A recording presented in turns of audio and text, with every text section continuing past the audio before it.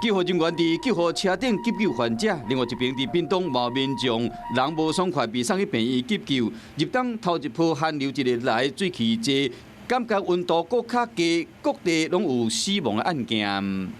为19到20统计个案，台北市有13个到病进前都已经无开，新北嘛5个人往生，上少年的敢若38岁。桃园新竹苗栗地区有22件。台中、中华、南投有14件，相对较少热的台南、高雄、屏东嘛有29件，外岛偏湖有3件。虽然讲死亡原因是毋是甲天气寒有直接关系，爱搁了解，因过温度较低，天气变化较大，医生提醒讲爱注意。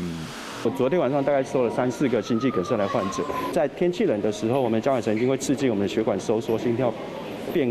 快，然后血压上升，这时候就会产生所谓血管性事件，包括了所谓脑中风、心肌梗塞或周边血管疾病等等。天气这寒，医生建议讲会使安尼做，你一定要做好保暖的动作，然后减少温差的变化。那要起床的时候一定要穿一件衣服，甚至有人会喝一杯温开水，暖暖身子。天气乡亲，虽然寒流会慢慢减弱，也毋过是一直到拜5才有较明显的回温。伫这段时间，咱乡亲一定要穿好袖。